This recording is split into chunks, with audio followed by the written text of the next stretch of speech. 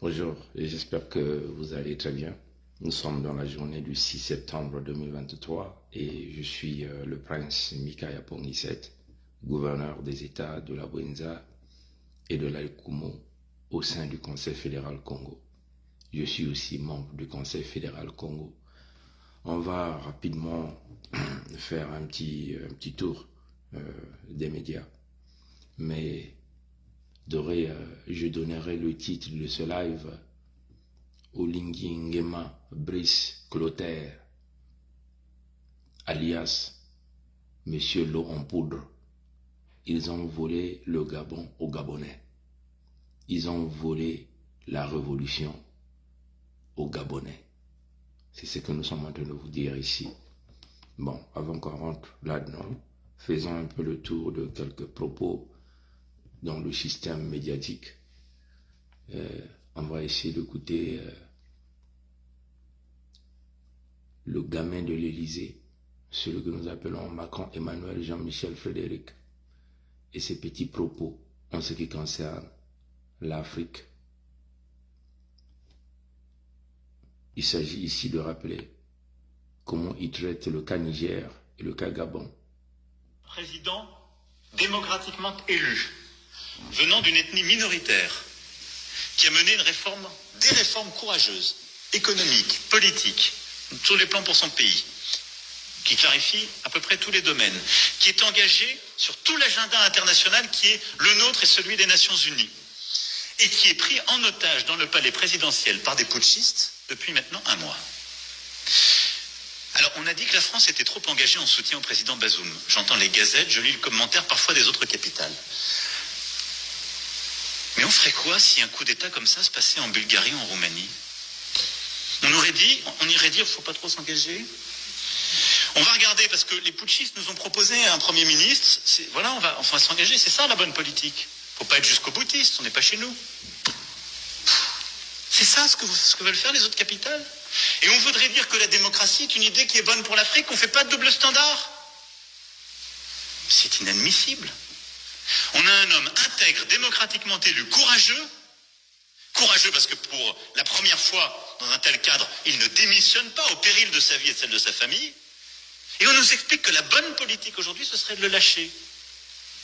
Parce que c'est devenu à la mode. Parce qu'en fait, il faudrait produire local maintenant, même quand ce sont des putschistes. Et de Washington, en passant par d'autres capitales européennes, j'ai entendu des voix, j'ai écouté des journaux, j'ai lu des tribunes qui nous expliquaient « N'en faites pas trop, ça devient dangereux. Ça devient dangereux. » Non, on doit être clair, cohérent. Cohérent.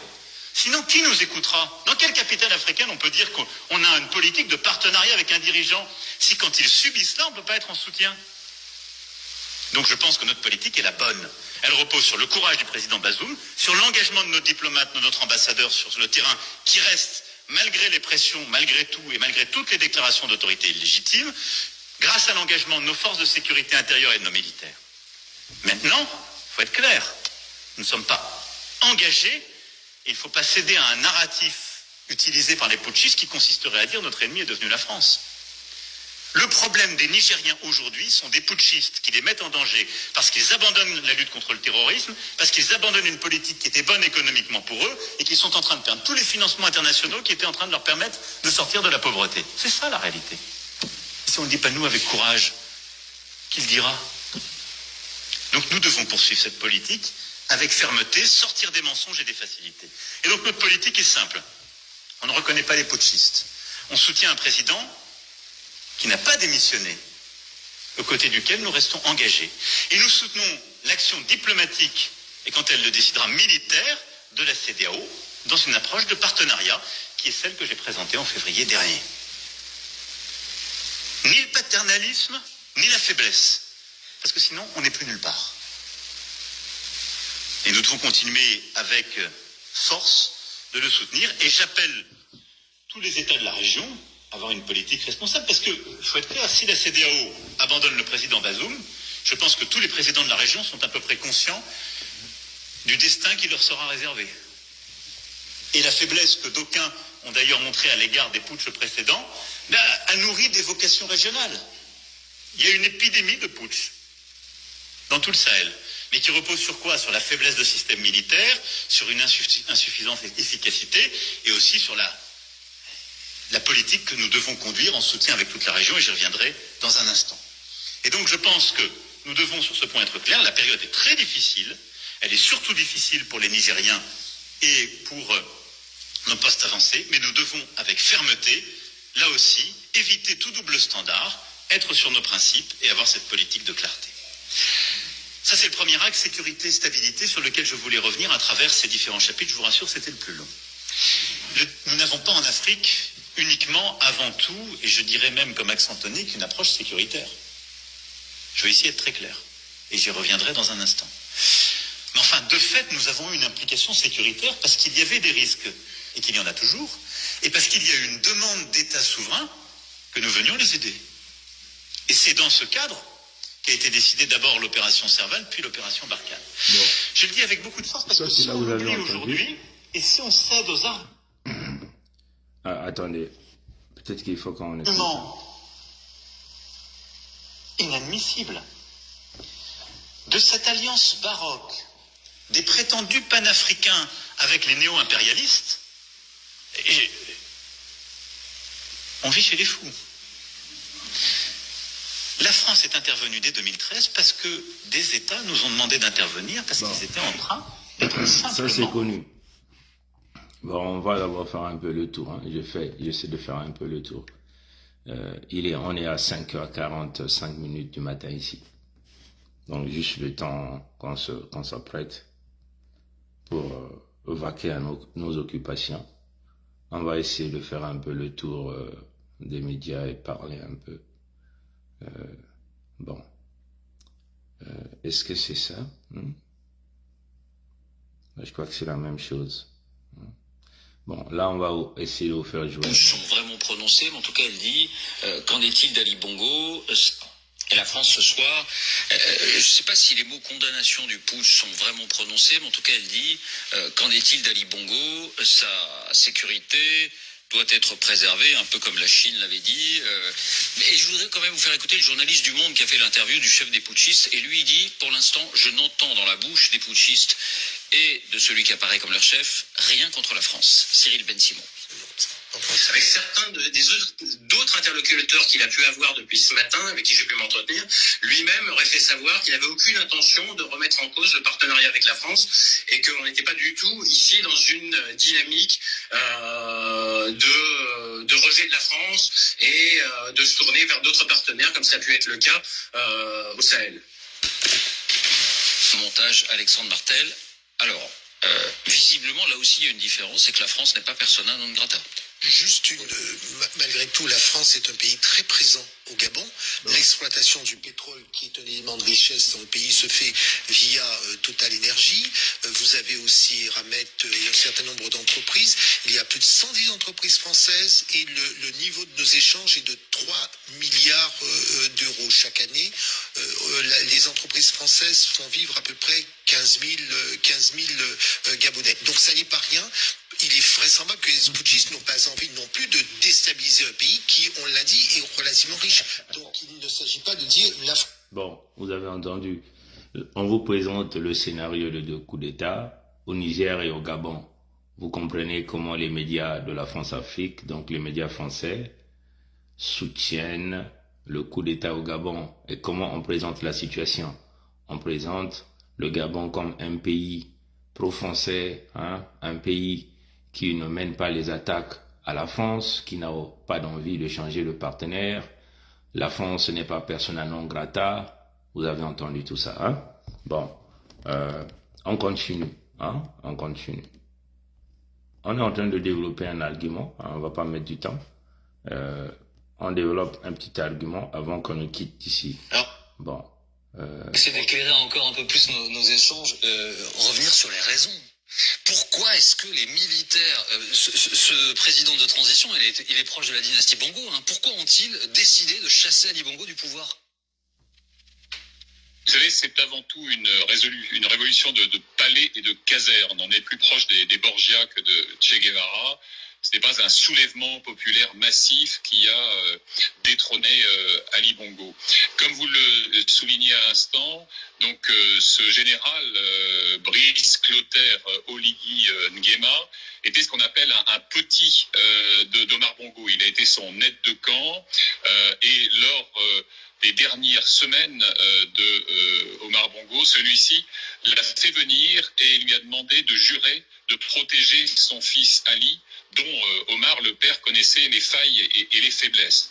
Bon, le pacte, on l'a vu, a été rompu. Il est vrai qu'entre-temps, le général en question avait été exfiltré dans des positions qu'il a jugées comme attaché militaire à Rabat au Maroc, puis à Dakar au Sénégal. Et son retour en grâce date de 2019, donc un an après l'AVC qui a frappé Ali Bongo. On en a eu d'ailleurs les séquelles dans la vidéo assez pathétique qu'il a diffusée hier. Et puis c'était aussi au lendemain d'une autre tentative de mutinerie beaucoup plus artisanale, celle-là, et qui avait d'ailleurs viré au fiasco en janvier 2019. Donc ne cherchons pas autre chose qu'un règlement de compte à l'intérieur du clan. Et pour être plus précis et faire un tout petit peu de géopolitique gabonaise pendant 30 secondes, c'est le clan de ce qu'on appelle le Haut-Ogooué. C'est une province qui est un peu le fief de la dynastie Bongo. Et à l'intérieur de ce clan, vous avez des caciques qui voyaient d'un très mauvais œil la montée en puissance virtuelle du fils qu'Ali Bongo a eu avec son épouse, française de naissance, Sylvia Valentin, qui se prénomme Nourdine, qui a été son directeur de cabinet un temps et qui était son conseiller politique. Et en gros, c'est vraiment un règlement de compte à l'intérieur du sérail. Alors, qui a recueilli, on l'a vu, avec les images de Liesse, à Libreville, comme à Port-Gentil, l'assentiment de beaucoup de Gabonais, car le système Bongo est usé jusqu'à la corde. C'est quand même 55 ans d'un pouvoir incarné par le père pendant 4 décennies, puis par le fils. Là encore, vous avez compris. On passe rapidement. C'est pas un coup d'État, c'est pas un coup d'État, c'est une révolution de palais. Oligui Nguema est le cousin d'Ali Bongo. Et la campagne, c'était 60 ans de Bongo, c'est trop. Les Bongo ont trouvé qu'il fallait mettre Ali Bongo de côté et poursuivre effectivement le système Bongo PDG. Et ils ont mis Oligui Nguema en avant. Derrière Oligui Nguema, nous savons qui est là. Donc c'est toujours le système Bongo. Qui est là? Continue, c'est pas un coup d'État. Qui est là? Derrière? Eh bien, derrière Oligui Nguema, il n'y a pas à chercher, c'est Pascaline Bongo qui est là, c'est tout. Bon, on continue. Donc Oligui Nguema n'est qu'un sous-juge. Il y a derrière Oligui Nguema, Pascaline Bongo. Bon, vous voyez, les voix... Les Algérie ont ouvert la porte à une transition militaire au Niger ces derniers jours.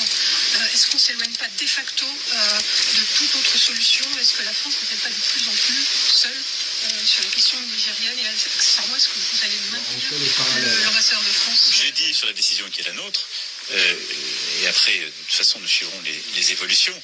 Je veux ici dire que la solitude, quand elle est fidèle aux principes et au respect qu'on doit au peuple, ne me gêne pas. Je pense qu'on ne peut pas dire qu'on a du respect pour les peuples africains et leurs citoyens, et au fond dire que la communauté internationale pourrait s'indigner d'un coup d'État antidémocratique en Europe, mais qu'elle devrait s'en accommoder quand c'est sur le continent africain. Je n'arrive pas à vous l'expliquer, et je pense que je ne pourrai pas l'expliquer à des opinions publiques ou à vos collègues du continent africain. Nous devons être clairs. Et donc je pense que nous avons raison de suivre cette politique. Je note que c'est celle de l'organisation régionale. Je n'ai pas vu que la CEDEAO avait changé de position sur ce sujet. Et vous évoquez le Niger. Nous avons procédé à des évacuations il y a plusieurs semaines, lorsqu'elles étaient nécessaires, le faisant aussi pour le compte de beaucoup d'autres pays européens et non européens. Donc je veux avoir un mot de soutien, mais aussi pour rassurer nos compatriotes. Deuxième chose, je ne compare pas la situation au Gabon et au Niger, elle est très différente. Mais partout, nous condamnons les coups d'État militaires. Et nous appelons à respecter ce qui sort des urnes. Et nous aurons l'occasion, nous sommes déjà exprimés sur la question du Gabon, nous aurons l'occasion d'y revenir dans les prochains jours en fonction de ce que les putschistes décideront. Comprenez? Au Niger, on a fait évacuer les ressortissants de l'école de Pompidou. Au Gabon, non. Au Niger, Bazoum, un homme courageux, démocratiquement élu, qui aime son peuple et tout, on ne peut pas le lâcher. Ali Bongo, On peut pas, on doit le lâcher. Entre guillemets. Vous comprenez? La situation au Niger n'est pas le cas, la situation au Gabon, et pourtant, le coup d'État demeure un coup d'État. Là-bas, on observe. Donc, c'est clair. Toutes les voix que nous avons fait jouer ici, toutes ces voix sont concordantes. Hein? Il n'y a pas de différence, il n'y a pas de contradiction. Savez-vous que le président français Emmanuel Macron était au courant de la préparation du coup d'État au Gabon et qu'il aurait pu y mettre un terme? Savez-vous qu'il a été consulté par les services secrets français et qu'il a décidé de laisser le coup d'État se tenir? Écoutez cette intervention très intéressante sur un média français. L'actualité ce matin, c'est aussi le Gabon qui a donc désormais un président de transition. Brice Clotaire Oligui Nguema, nommé hier par les putschistes. Ali Bongo, le président élu, est pour sa part en résidence surveillée.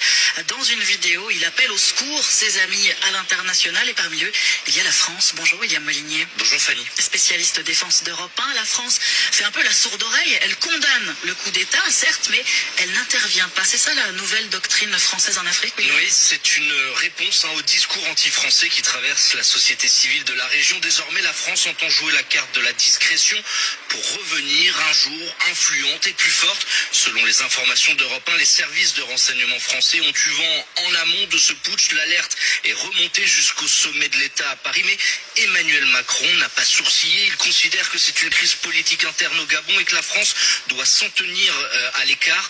D'ailleurs, les consignes passées par Paris à l'ambassade à Libreville sont claires. Tout faire pour éviter que ce putsch de généraux ne se transforme en coup d'État anti-français. Bon, on voulait qu'on arrive là. Bon, vous voyez qu'on essaie de jouer un peu une variété des médias France-Afrique. Toutes les voix sont concordantes. Hein?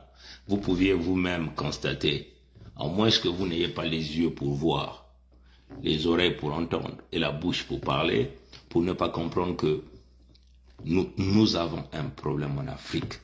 Le problème de l'Afrique, ça s'appelle la France, que nous appelons ici Pompidou. Et leur capitale qu'on appelle ici Hitlerville, que vous appelez Paris. Et la maison du diable qu'on appelle ici le palais de l'Élysée. Et aujourd'hui, qui est dirigé par Macron, Emmanuel, Jean-Michel, Frédéric. Comprenez?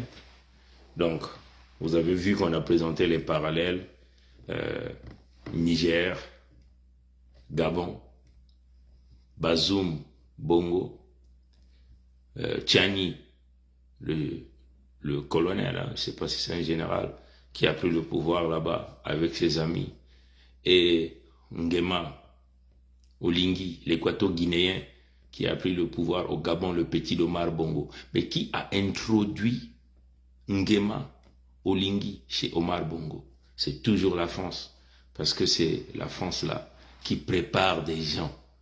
C'est eux qui ont préparé, qui ont formé. Si vous avez vu dans la bibliographie de Nguema Oligui, nous savons, parce que nous avons accès à des documents que vous n'avez pas accès. Et c'est ça le privilège que nous avons. Dans le système baie vitrée, tout le monde voit tout le monde peut écouter tout le monde parle à tout le monde. Et dans le monde au Congo, où on nous a donné l'accès à plusieurs choses que vous ne maîtrisez pas. Comprenez? Nguema était un habitué des palais. Qui l'a emmené chez Omar Bongo? Une proposition des services de renseignement de l'école d'armes de Pompidou, qu'il avait déjà positionné auprès de Omar Bongo. Comprenez? Vous pouvez encore aller voir toutes ces images que nous avons, ces caricatures que nous avons réalisées. Ça y est là. Vous pouvez aller le voir, ça y est sur YouTube, Facebook, partout. TikTok, vous pouvez encore aller voir. Ça. C'est un habitué. Vous voyez là, c'est lui qui tient le sac du vieux Omar Bongo. C'est Nguema, un habitué des palais de Pompidou, des palais de l'Élysée. Vous voyez, c'est lui qui tient le sac, le porteur de valise. Vous voyez ça? Il était le porteur de valise de Omar Bongo. Et nous avons même dit, voilà pourquoi nous avons donné ce live d'aujourd'hui. Oligui Nguema, alias l'eau en poudre. C'est l'eau en poudre, qui a besoin de l'eau pour diluer la poudre, pour que ça forme de l'eau. Vous comprenez? C'est ce qui est en train de se passer au Gabon. Olingi, c'est l'eau en poudre qui a besoin de l'eau pour se diluer, pour avoir de l'eau et donner aux Gabonais. Et c'est ce qu'ils sont en train de faire. Vous l'avez vu, il est allé...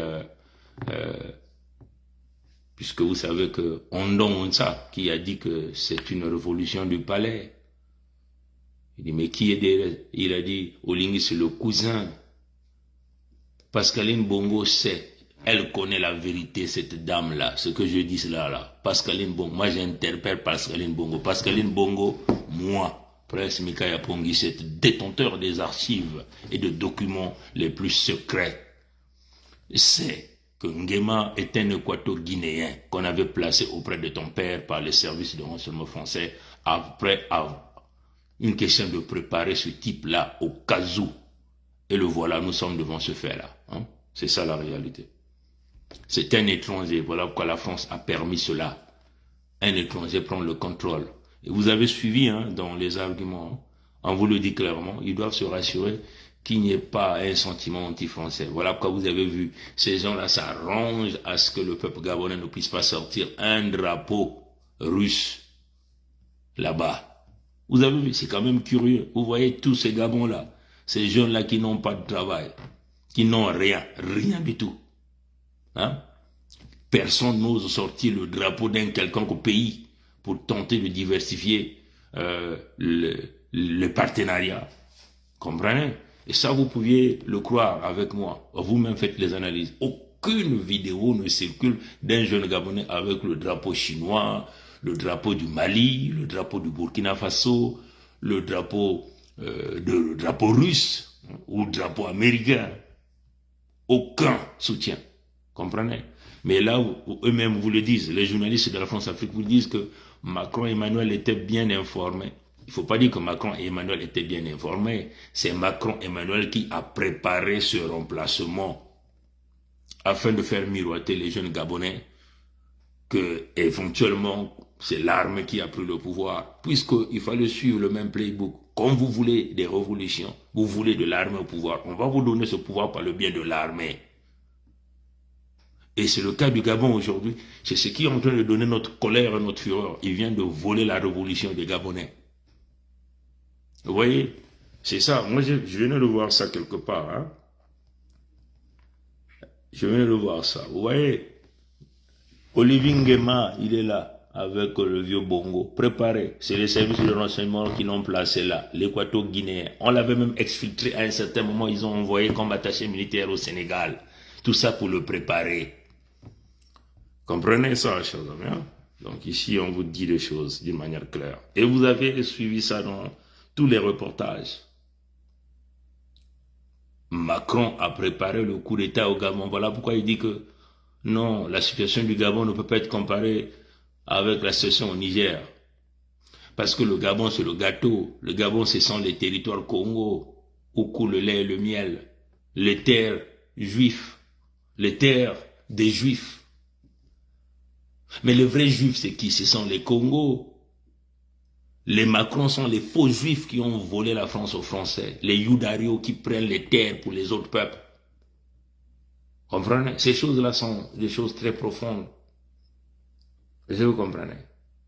De la même façon qu'ils ont volé la France aux Français, ils sont en train de faire voler nos terres à nos gens. Donc, ce qui se passe au Gabon, il faut qu'il y ait un coup d'État dans un coup d'État.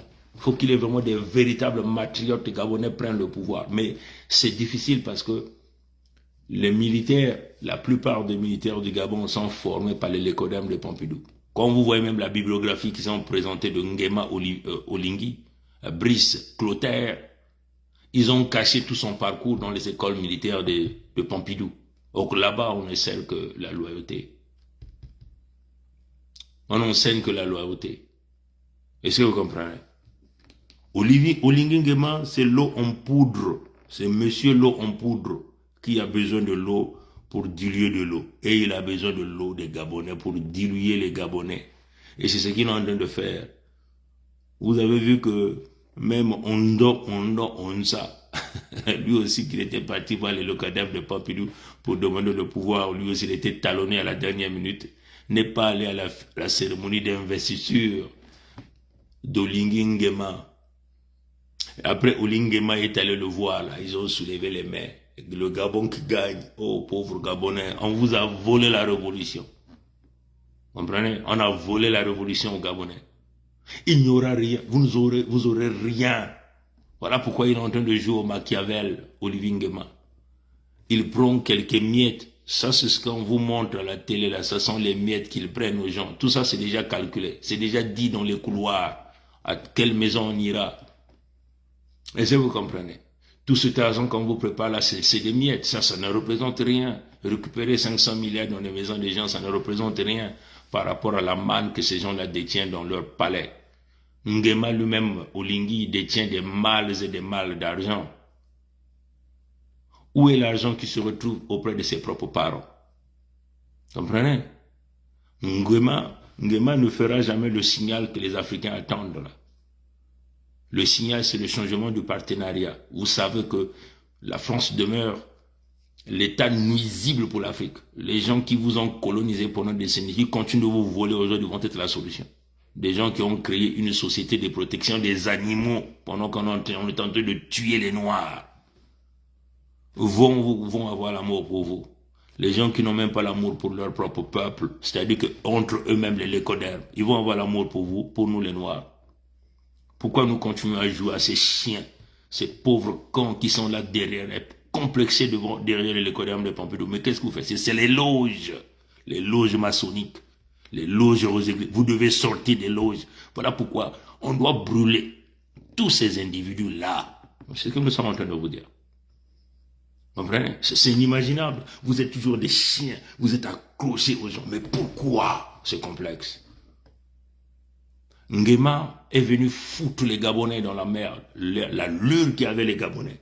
Hein? Il est venu détruire l'espoir de tout un peuple, de toute une génération à cause des intérêts égoïstes. Mais parce qu'il n'est pas Gabonais, il n'a rien à foutre de vous. Voilà, vous voyez que...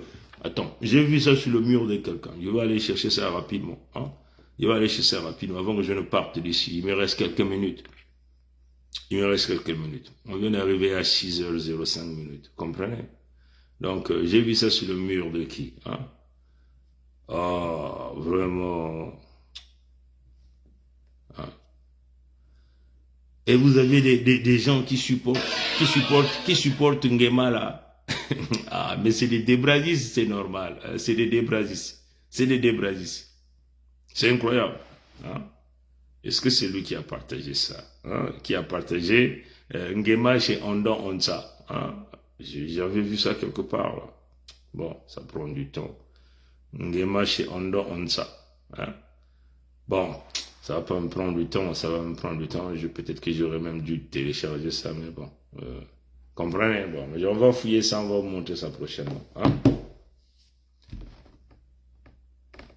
Nguema Olingi, c'est monsieur l'eau en poudre qui a besoin. Vous connaissez l'eau en poudre, non? Dans un paquet de 20 cartons. Hein? On vous a déjà montré ça la fois passée. Voilà l'eau en poudre. Dans un paquet, 20 sachets dans un carton. Voilà l'eau en poudre. Vous voyez ça, non? Ça, c'est l'eau en poudre. Vous savez que vous êtes en train de voir ça un peu renversé parce qu'à cause des caméras. Ça, c'est l'eau en poudre. Dans un carton, vous avez 20 sachets. Et lui, c'est monsieur l'eau en poudre qui est en train de distribuer l'eau en poudre aux Gabonais.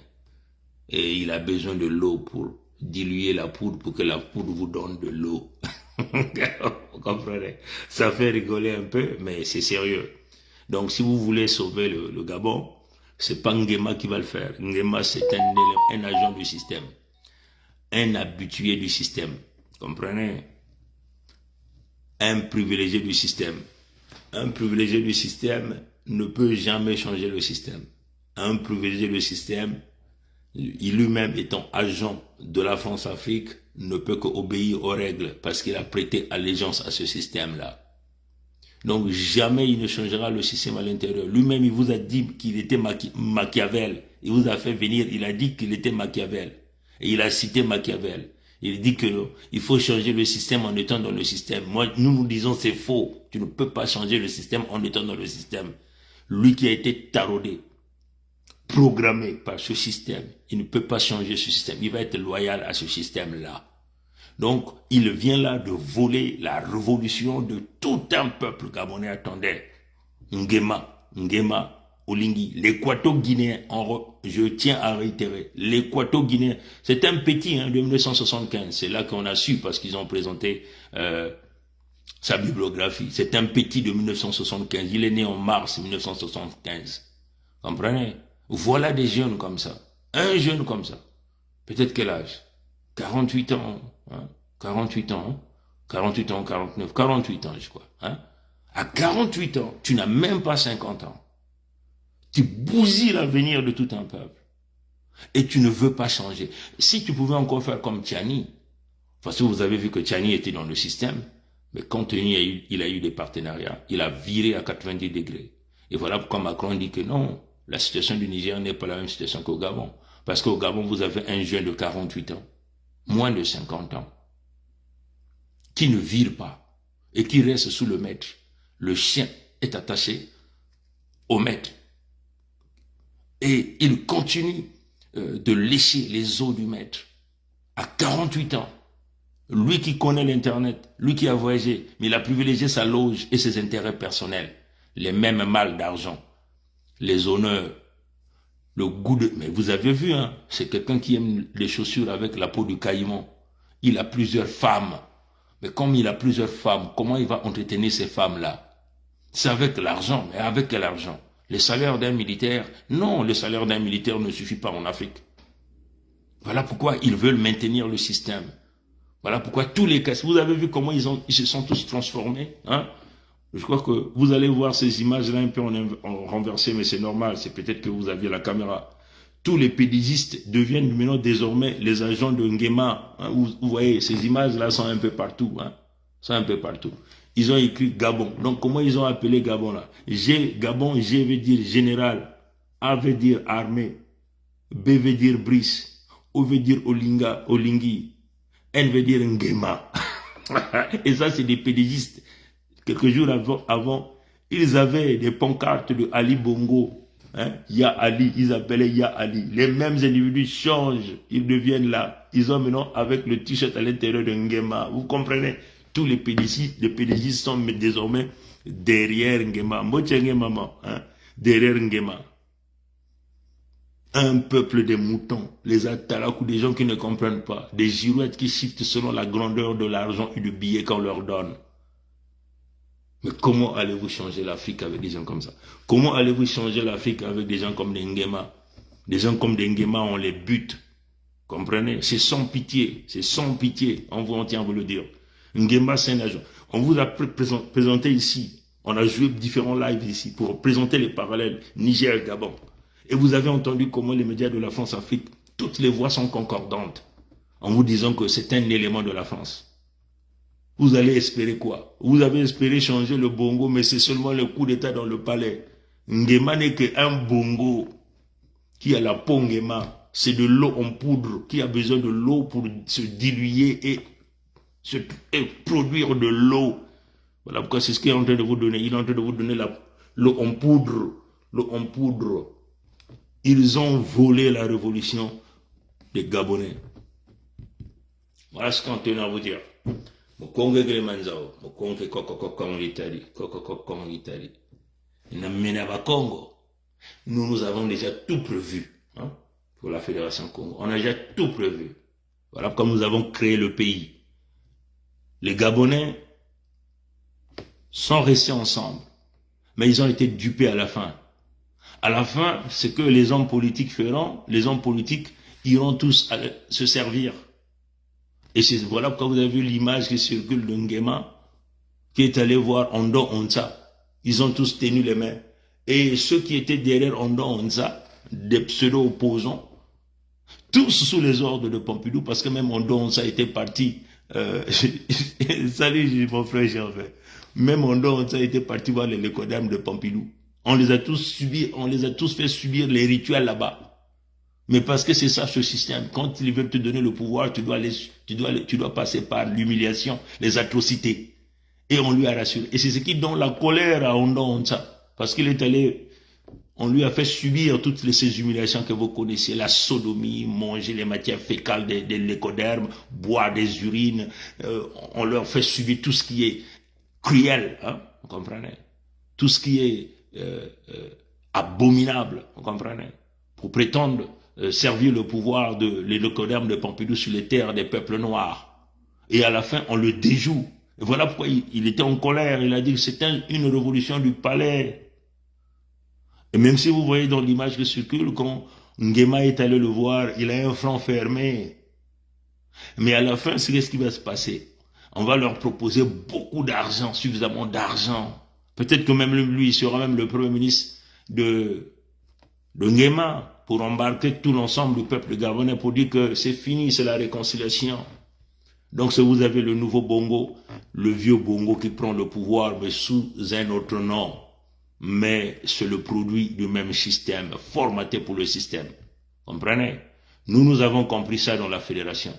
Et l'affaire de la fédération, c'est une affaire du créateur vivant Nzabim Pongo, le premier, qui avait prévenu ça, pour séparer les Congos, son peuple, aux impurs, aux gens qui aiment la sodomie, des gens qui boivent le sang des humains. Et ce système, des gens qui boivent le sang des humains, persiste au Gabon avec des loges là-bas. C'est ça la réalité. Comprenez? Et c'est ce qu'ils veulent conserver. Mais nous sommes au temps du verseau. La Fédération Congo va libérer le Gabon. Congo les manzao. Congo kong litadi, kong litadi. Kong litadi. Matona ngule ambote eta Tanzania ko bieka banko ko bieka abu pia ye